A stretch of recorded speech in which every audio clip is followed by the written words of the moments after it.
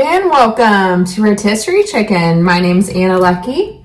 And I'm Jacob Worthington. And we are just silly little geese that want to bring you something exciting, something interesting, something a little weird. And we're going to analyze it.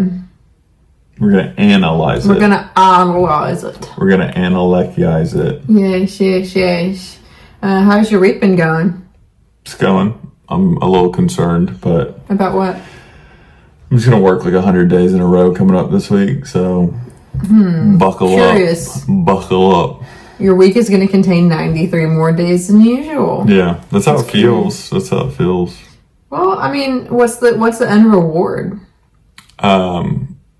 Financial security, I guess. Yeah, high five to that. High five to that. Yeah. I also have a busy work week coming up, which I haven't had a super busy work week the last few weeks, so I'm actually really grateful for it. But yeah, rise and grind. Rise and grind. That's what we're doing. That's what we're doing. Yeah, absolutely. Today, our episode is actually on MK Ultra. And this is a subject that's been interesting to me for quite a while, and I know you've taken some interest in it as well.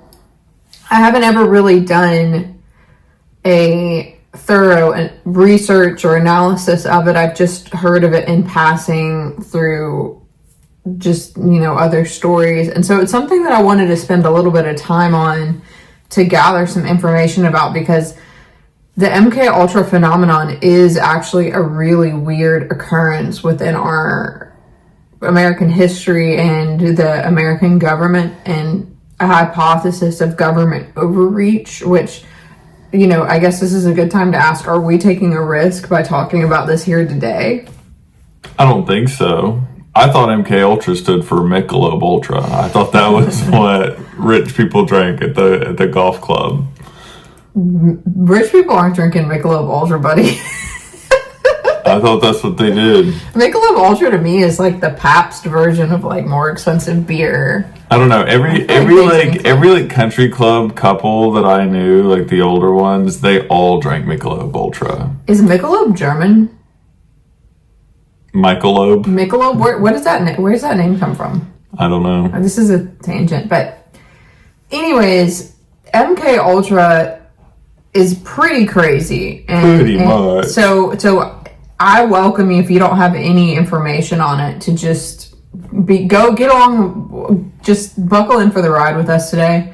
Because we're going to talk about some crazy shit, and hopefully this doesn't put us on any kind of watch list or anything, which I'm already on. I mean, they're watching the coop.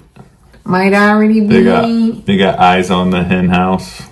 Okay, let's start here. Were you MK Ultra'd? Not that I know of, but do you know that you got MK Ultra'd? I just know that they took me down to a weird basement and they kept feeding me spoonfuls of something, and then I was, I don't know how much detail I can go into. Anna doesn't like me to go into a lot of detail, but she likes my history and my past remain vague and mysterious. Absolutely. But let's say if someone was Michelob Ultra, would you know? And also, it's like, you're getting stuff from a guy at a place. Who knows if that guy at that place is a CIA agent or... We could literally go get somebody off the street, bring them back here, tell them that we're MK Ultra, do the stuff, and then release them and say, all right, if you don't want the CIA to come after you, you better keep your mouth shut. We could literally do that right now. We might. That sounds Would that put us on a watch list? I think that would definitely put us on a watch list. Okay. Well, with a little backstory, this project was run by the CIA, which is the Central Intelligence Agency, part of the government. It's a branch where they are tasked with kind of like surveillance. What's the rundown? Because you probably have a better perspective since you've actively been a government employee of what the CIA does, what they're supposed to do. They're the Central Intelligence Agency, and so they're supposed to just gather intelligence abroad. So they're not allowed technically per se to work within the United States government. They can only work internationally. But at a point in time, they transitioned from, and it was very early in the time, they transitioned from merely gathering intelligence to actually running like full operations where they were influencing outcomes. Like gathering to hunting. Exactly. Yeah, basically. Classic evolution.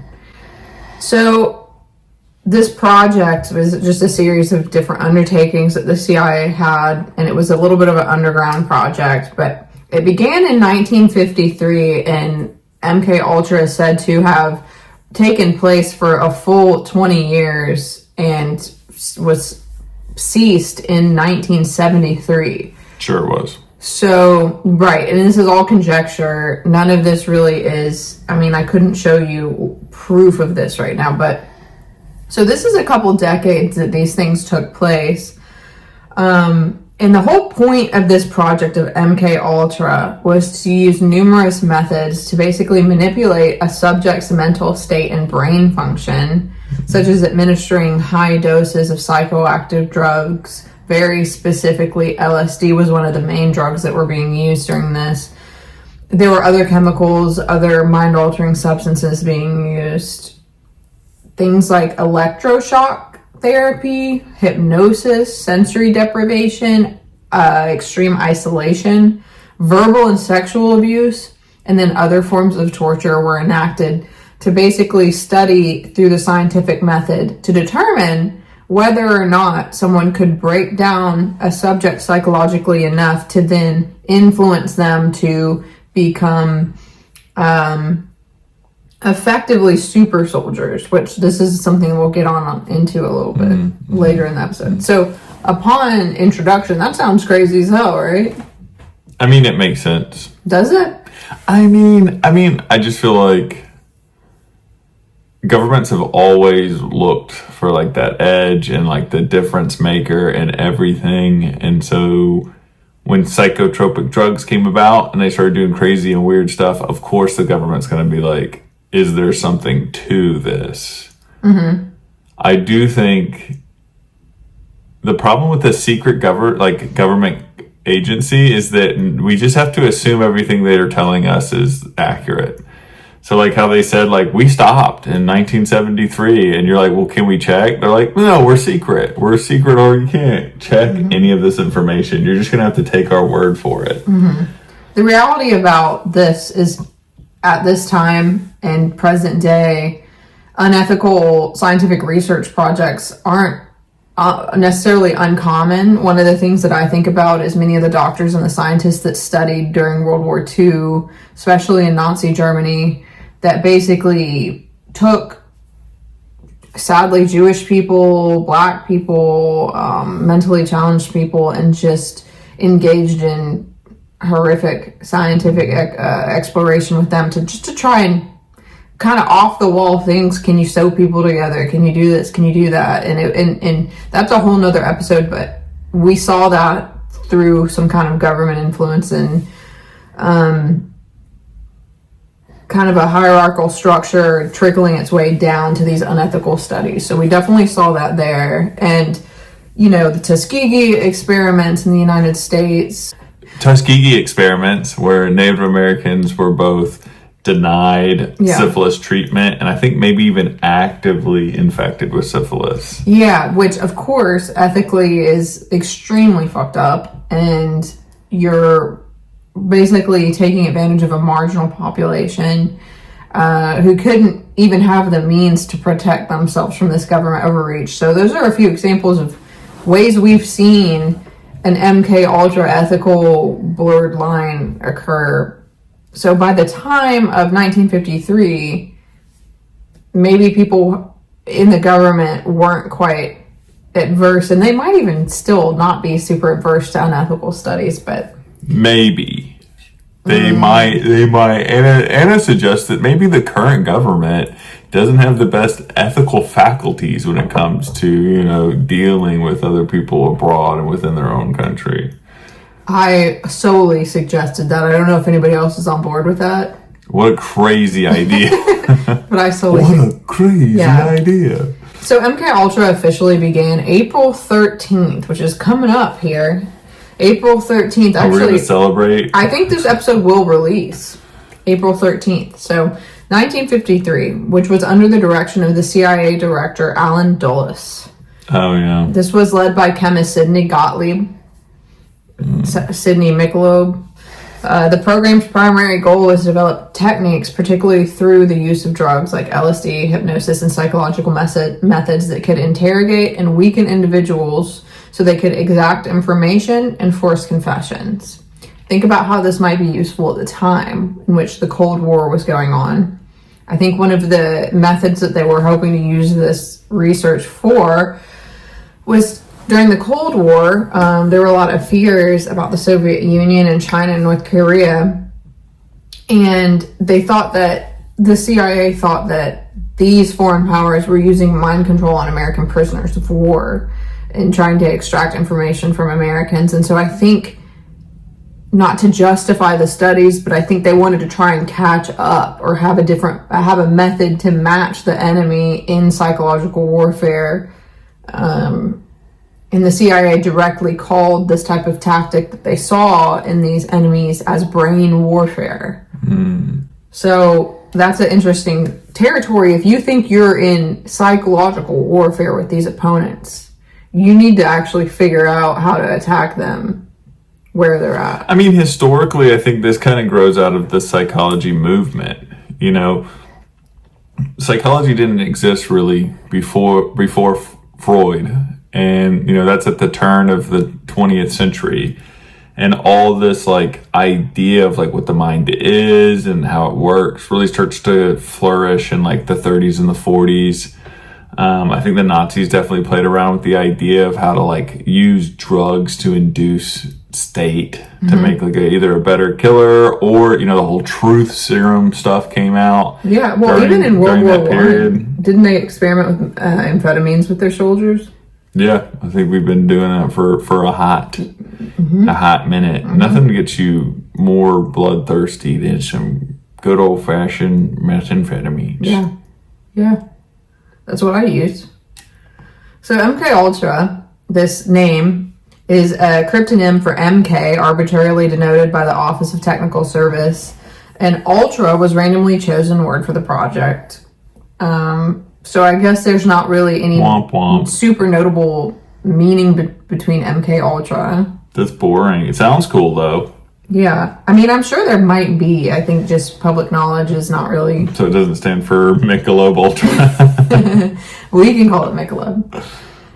So this project, over 2 decades, encompassed about 150 sub-projects. So this is a deep running thing. And Jacob and I debated on even doing an episode on this because it is so multi-layered, and it is kind of the gift that keeps on giving in terms of unethical and topics of conversation. But we're just going to kind of tap on what we can here. We're definitely not going to cover the 150, but maybe the most notable. You heard her. We're going to tap the Michelob Ultra. Yes. This is not a commercial. Okay. So many of these projects were conducted at universities, hospitals, and prisons. So it's kind of hard to remain under the cover of darkness when you're in public institutions.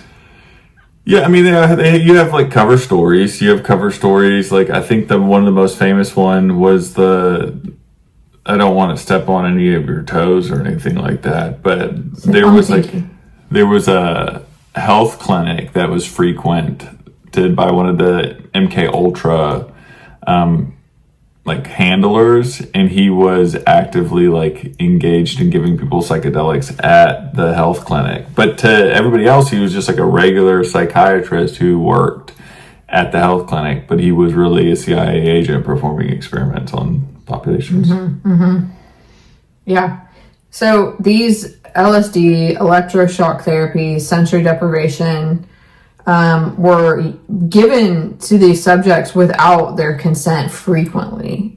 So these people were not signing up for a medical study, which for anybody who's had to sign up for a study, I actually did quite a few studies when I was at UGA in college. You could get some class credits if you volunteered to be a research participant for the PhD students. I did it like 10 times. They never gave you that good, sweet LSD. They never did, unfortunately, but I had to sign so much paperwork just to be a part of that study, very consenting to data release, the procedures that were being done, the methodology, the type of data they were trying to collect, and whether or not I was okay with that being studied. And Anna's actually been in the CIA ever since then. That was really, she actually signed up. Jacob? You've been a Manchurian candidate this whole time. I didn't want to have to do this. Bumblebee, I've unlocked her. Her code But you phrase. just sealed your fate. So my point being with that story is that now there's very rigorous consent forms when you're doing something like this, and there just was no consent. A lot of these subjects had no idea what was even happening. So some of the test subjects ranged from actual CIA employees, unwilling citizens, but mostly, and this is something that unfortunately is very common in these unethical studies, are marginalized groups of people like sex workers and drug addicts and homeless people got the brunt of this study. And this is believed to be because they are less likely to resist or even speak out and very specifically be believed. Well, that's interesting because, so in this serial killer community, like the people who are familiar with it? Yeah, when we meet up for our local meetings. No, like the people who are like fascinated by serial killers, those people are referred to as the like less than dead. So like prostitutes, stuff like that. They're and it's the idea is that like when like people don't even like if you find a dead body and you find out it's one of these less than dead people, then like the police have no interest. They're like, they live this lifestyle and this is what did it to them and all that kind of stuff. And I find it interesting that like a sociopath or a psychopath would pull from this group, understanding that no one would care. And then our government agencies do a similar thing. Because I always feel like the government is a sociopath, like because it's not actually alive, so it works off of like what it thinks logically, and if you don't inject humanity in it, it becomes this mechanized thing that's willing to like reach its ends without considering like the cost to other people. And so I just think it's not funny, but interesting that it chooses to work within the same target pool as a sociopath. These experiments being conducted as kind of a method of psychological warfare made me think about the phrase that all is fair in love and war. So, because I've been psychologically manipulating Anna this whole time. To do what? Your morning LSD has been getting you to fall in love with me. I've dosed that coffee right For now. 8 years. For 8 years, I've been dosing. You think I would have snapped by now? Have I snapped? Yeah. Bumblebee. So let's talk about an infamous sub-project of MK Ultra. This one's called Operation Midnight Climax. Been there before. Why did these crazy ass names? Well, the MK Ultra one was picked at random, but this one clearly was picked because it kind of relates to the content. Why didn't they just call it something just like lame and unassuming, like going to Walmart at 11 p.m. or something? Like, why did they call it Midnight Ski? I don't know. I've been in rooms when operations were named, and it's legitimately just one dude being like, "What if we call it Buffalo Hold?" And you're like, "Why?" So and it's like, well, our symbol is a buffalo, and we're supposed to hold this position. So what if we called it Operation Buffalo Hold? Okay, well then there always needs to be that second guy who's like, yeah. Well, I mean, this is what happens. Yeah, that's better. So either you pick it at random, or some dude's like, well, we're doing X here, so why don't we call it Here X? This one's called Throat Fart. That'd be me if I were in the CIA. I just want to make people have to go through paperwork that says throat fart enacted at 11:30 a.m. Like, throat fart was a success. So this Operation Midnight Climax took place in San Francisco, Marin County, which I don't know where that is. I have no idea. Mariah, you think you could... Right? You think you could fucking do your job? Look that up. California. San Rafael, California sketch. Okay. In New York City. During this operation, CIA employed prostitutes to lure men to locations who were then secretly dosed with LSD, and agents observed these men's reactions, sometimes while drinking cocktails and partying behind a two-way glass or mirror. And the point of this was to study the LSD behavior on these participants, but civilians who had no idea they were being dosed.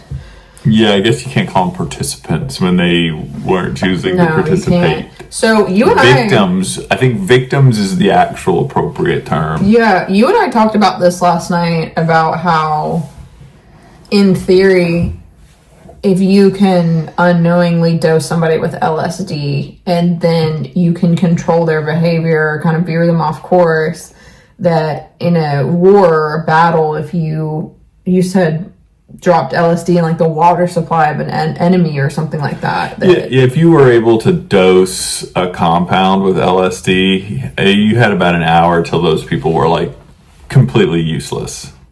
You know, some people may still shoot, but most likely they couldn't shoot in any effective way where they could deal with actual like military people taking out the compound. Yeah. Also, this is the thing that I was saying, is if you were like ever in the party scene and took drugs from people you met, went places, and then they recommended you go somewhere else and stuff like that, who knows that guy or the guy who's controlling that guy wasn't like a CIA situation where they say go to a rave in Atlanta or go to this and just find random strangers and see if we can't get them to do stuff.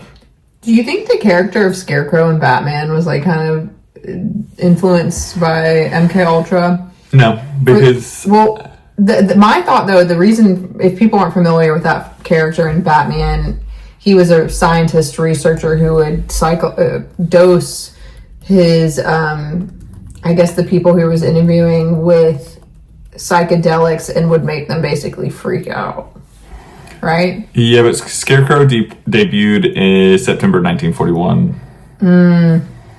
So that predates. Was the original storyline of Scarecrow scientists who gave people psychedelics? Yeah, but I do think that Germans were kind of doing stuff like that. That's World War II talking right there. Yeah, definitely a precursor. I think it existed. This existed in the zeitgeist starting in World War One. Yeah. So obviously, there's a lot of ethical dilemma here, because when you're dosing somebody with something as potent as LSD, you don't know, first of all, what pre-existing conditions this person has, what mental conditions this person has, what other substances are in this person's system. There can be a lot of adverse reactions. I think a guy threw himself out of a window and died. Yeah. In one of these. Yes, thank you, Jacob. He's jumping the gun here. I'm sorry. I jumped the gun. I told her I didn't want to step on her toes. She said, step on my tippies. Step on the pinky. Another notable effort, so a sub-project, is called Sub-Project 68, which, hey, that's chill. Should have been Sub-Project 69, am I right? Hey. So this was led by psychiatrist Dr. Donald Ewan Cameron at the Allen Memorial Institute in Montreal. What they fucking doing in Montreal? So this was coming up from the States. Cameron's method was including psychic driving, this is actually repetitive audio messages, and deep patterning. So using drugs and electroshock to erase memories. I think that was successful. Huh. How would you even know if it was? You wouldn't remember. And then reprogram patients' minds, often leaving them with severe psychological damage after this. Not good. Then you just release these people? You know what makes me wonder is that part of this is, yes, the hallucinogens make you very suggestible, but also putting you in high stress situations makes you very suggestible. Putting you in such a chaotic, like, I don't know where I exist kind of situation. look at what the news does to us. The news has kind of put the entire American public in this like altered state of confusion and chaos and fear, which could be used to make us also very suggestible. Well, fear is a great control tactic. That's usually what I use to get Anna to do what I want. I say, woman. It works. I say, woman, and then I slam my hand on stuff. It works. So the money that's actually been invested in the MK Ultra is pronounced. So the CIA had invested millions into this project. Gottlieb once secured, and this seems unlikely, but what has been reported is that Gottlieb once secured the world's entire supply of LSD for $240,000 in the early 50s. I don't know if this is lab-made LSD, but how do you secure the It's lab-made. It's lab-made. So he bought the entire... Well, what year did it say? 1950s. There was only lab-made LSD in the 1950s. It wasn't something just people were making... That just didn't exist yet. Okay. Well, he apparently distributed this LSD to various institutions to conduct the research under the guise that it was legitimate research. I heard that was the good. I heard back then they had that fire. Yeah. The program also explored hypnosis, radiation, paralytics, biological agents, and some historians actually suggest that, as we kind of alluded to in the beginning, that the whole goal of this was to create a Manchurian candidate, so a programmable assassin or spy. Bumblebee. So... related projects too, these have some fun names, are MK Chickwit, which focused on gathering data and foreign drug developments, while a program called MK Naomi investigated biological weapons. So, you know what Naomi backwards is? What's that? I moan. Nice. So these ethical violations were obviously just rampant. I mean, I don't even know if there were any set guidelines or rules for any of the conductions of these studies. I think the problem was that there were, and they were bad. I think they were... What could possibly be... where's the line? I think there were rules and guidelines, but like the rules were like, if they find out what's going on, kill them. You know what I mean? It was like the rules like the rules were most harm. Yeah, it wasn't. It's like it's not a question of were there rules and guidelines. It was a question of the people making the rules and guidelines were like, make sure they don't know what's going on, and if they do, gaslight them and scramble them brain and leave them on the side of the road. Immediate lobotomy. Yeah, that was the rule of the guideline. That's insane. So the lack of informed consent breached the Nuremberg Code that was established post-World War II, which was... the goal was to protect human subjects and research. Nuremberg Code meaning... coming from the Nuremberg trials and the Nuremberg research that occurred. I want you to keep going. Nuremberg. We should make a rip and dip T-shirt where it's Nuremberg, but it's the Nuremberg trials, and he's like being accused of war crimes. So, of course, these subjects had lasting psychological damage, all this stuff. So these are some of the adverse events that you had touched on earlier.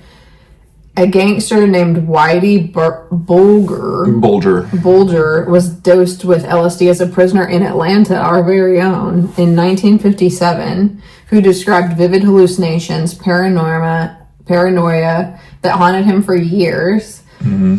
Another case involved Frank Olson, a biochemist who died in 1953 after being secretly given LSD. His death, initially ruled by suicide, was when he fell from a hotel window.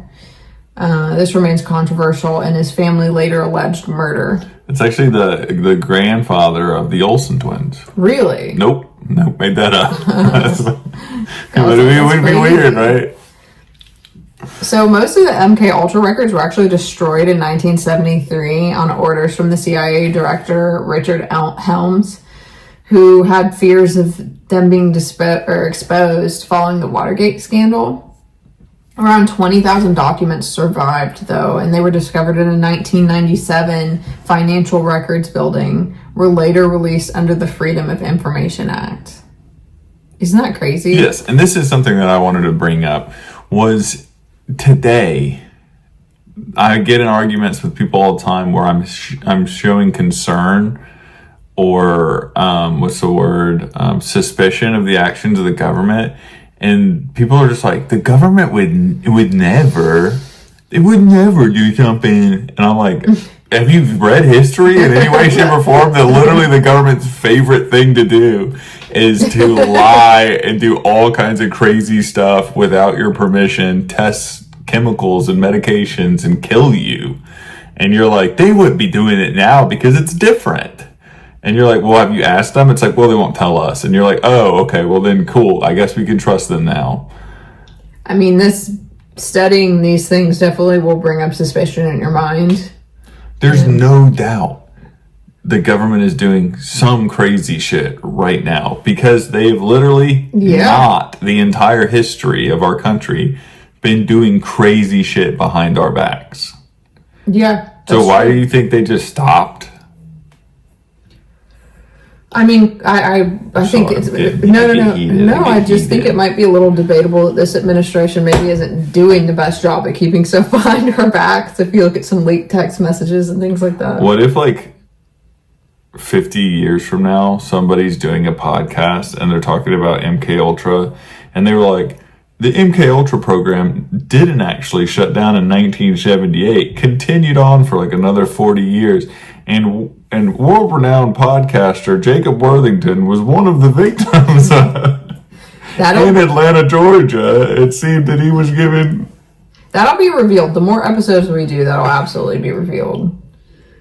So they found all these papers, and this fueled congressional investigations, including the 1975 Church Committee and Rockefeller Commission. Oh, yeah, the Rockefeller Commission. Oh, I'm sure that was super trustworthy. Yeah. I mean, all of this, you have to take it with a grain of salt because you don't know what is a PR management crisis, what is propaganda to frame the public's perception of certain things. I'm sure the government that was being, propped up by the oligarch did a really good job when they asked the oligarch to investigate the government. I'm sure they really were like, let's dig in deep here and find out what's going on. Yeah, they had these tiny ass little shovels. They were like, it's like if I was the government came to me and was like, Jacob, we're a little suspicious of your taxes. We're gonna need someone to audit it. And I was like, you're right. Let me have my wife audit my taxes and then tell you whether or not we did a good job. And I'm like, you actually owe them $1 million more. You heard what she said. You heard what she said. So apparently, conjecturally, these Rockefeller Commission investigations exposed the program's scope and then condemned its abuses.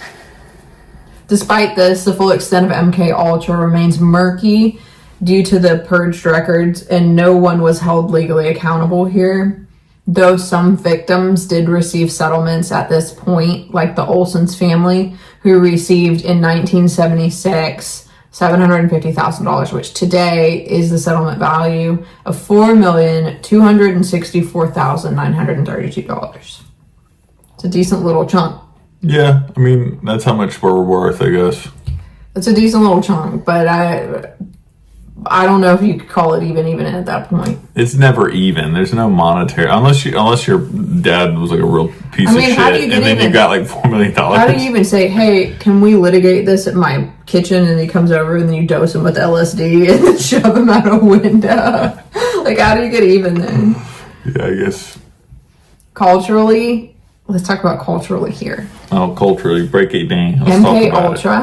MK Ultra has left a lasting mark. It's actually inspired some of our consumable works like Stranger Things, The Men Who Stare at Goats. Hell yeah. A song by a band, by bands like Muse and the Machine Girl, which I'm actually not familiar with. The Men Who Stare at Goats was a real story, and they were psychological operations officers. Sketch. Yeah. They said that they could explode the heart of a goat with just a simple gaze. Did they do it? Once, you know, he did. It kind of happened once. If you've seen the movie, it's George Clooney's character, and every time the reporter asks him if he did it, he's like, yeah, I did it. One time I tried it, it happened. So it's also fueled many conspiracy theories, and you know, with some claiming it continues in secret still to this day, but there's no evidence to support this. The program's legacy raises so many questions about government overreach and the ethics of these scientific experimentations, psychological toll on the victims, many of whom's families still seek justice. It's a stark example of Cold War paranoia that spiraled into profound violation of human rights, and also another marker in history of just how these kind of institutions can be abused at the behest of citizen welfare. I mean, we should know almost like 95% of everything the government does. Well, you know what I mean? I have a friend who he says that corruption's going to occur. Would you prefer it be behind closed doors or in your face? Yeah. I mean, I think I need to mull that over a little bit, because I think this is the dilemma, is, say America said, we are going to become clean, pure, no more ethical violations, no more corruption. So America takes that stake, right? Plants that flag in the ground. We will no longer engage in this behavior. But international affairs and all of our adversaries are doing this, are doing unethical studies, are taking advantage of their citizens, are finding ways to make Manchurian candidates. Would you not argue that if we plant our flag in the ethical social responsibility corner, our adversaries will then gain, through unethical means, an advantage over us? Personally, I'd rather die a just man than live as a monster. Mm-hmm. Well, same, and I think the majority of people would do that. But I think, being the devil's advocate here, I think this was the argument within these experiments and within kind of the funding coming from the top down, is that because of the nature of these international affairs and what our adversaries are engaging in, we have no other option but to meet them where they're at, or even go a step, which America typically goes a step beyond. So, hell yeah, brother. USA. USA. I mean, if I'm going to take ethical leaps, we might as well take the biggest ethical leaps the world has ever known. That's the American way. Go big. That's the way go home. Jesus would have wanted. Go big or go home.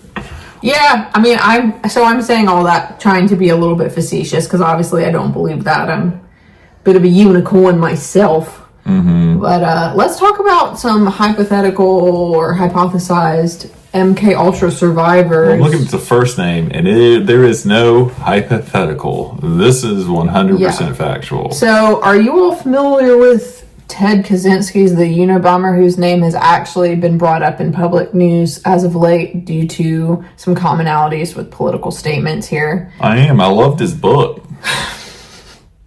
So, Ted Kaczynski was a participant in a psychological study at Harvard University run by Dr. Henry Murray in the 1950s, which some speculated was tangentially related to MK Ultra.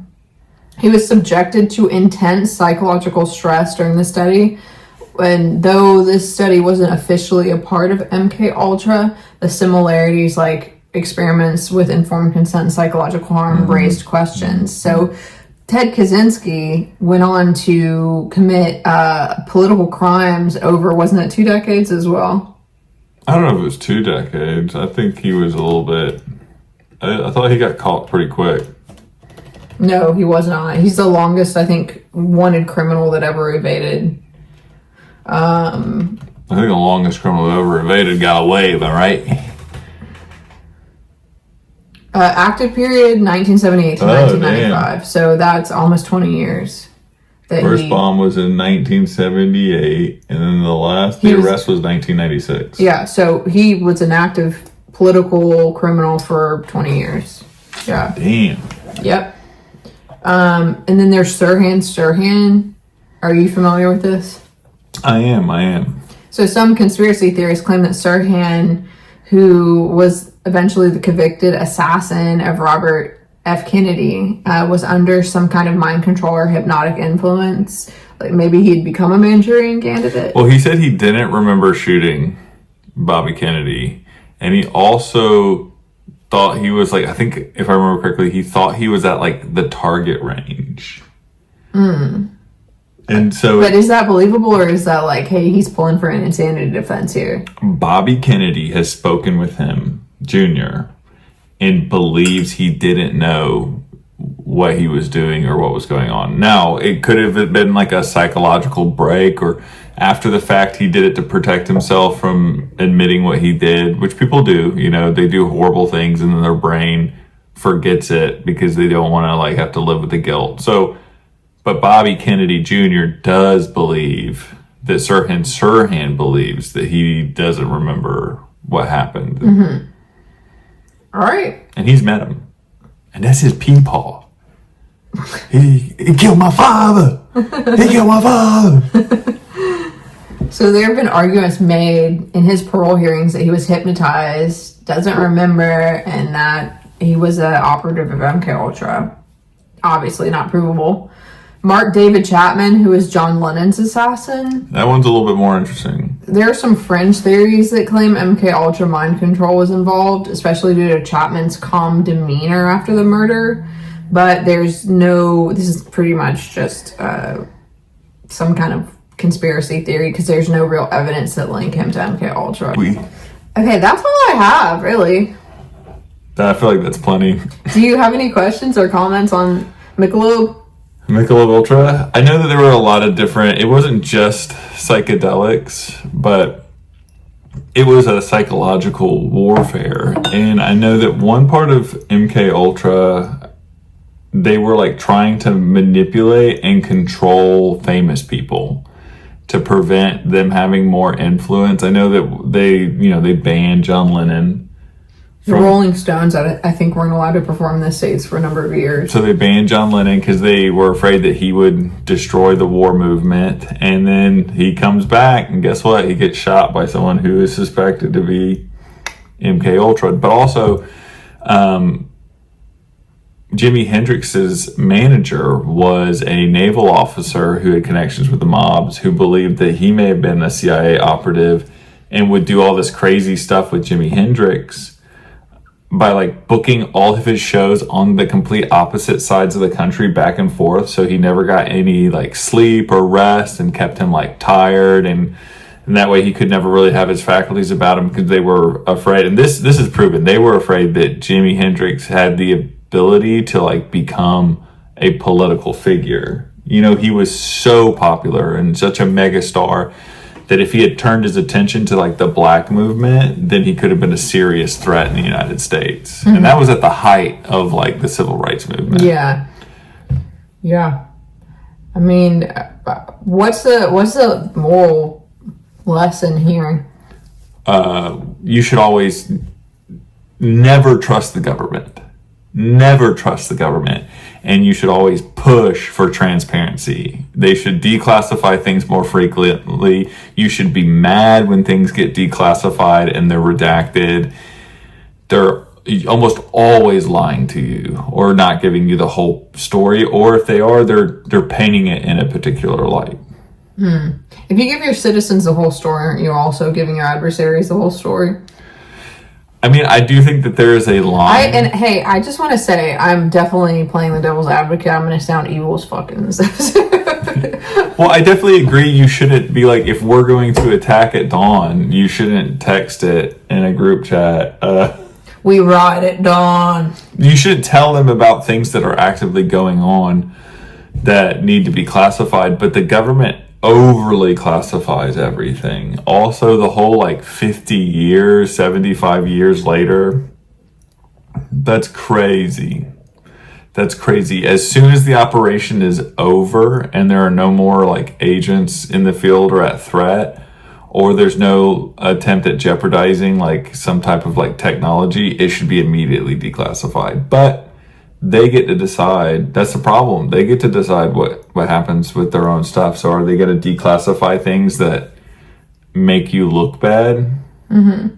You know what I mean? Like if you went to court and you had been committing a bunch of secret crimes and they were like, now's the time to declassify all the crimes you've been doing, you would be like, guess what? None. We haven't done any. None of them. We've done none of them. Yeah, I mean, you have to maintain a level of skepticism with... I think you kind of have to approach the situation like everyone who is relaying information from the top level is operating under a PR management practice. I think you have to kind of maintain that. But also, I think it's important to not let yourself get a little too crazy with the conspiracy theories, because it's just, you could go all day with, well, you could just be making stuff up in your mind. No, and go crazy with them. I think you should go crazy with them, because this is my point. Go too crazy. Go too crazy. This is my point. Make it. You did MK Ultra research. Was what you found crazy? For me, no. The drugging people. Well, I'm very interested in history. I read history all the time. No. I'm not saying was it news to you, but was what they were doing wild? Yeah. Yeah, and a problem. Yeah. That's what we've found out. They didn't give us this for no... People found this out. This stuff was ripped from them. So you can only imagine the stuff that they are keeping from us. Well, can I also add that it could also be a government influence to say they want to overthrow the current power from the inside out.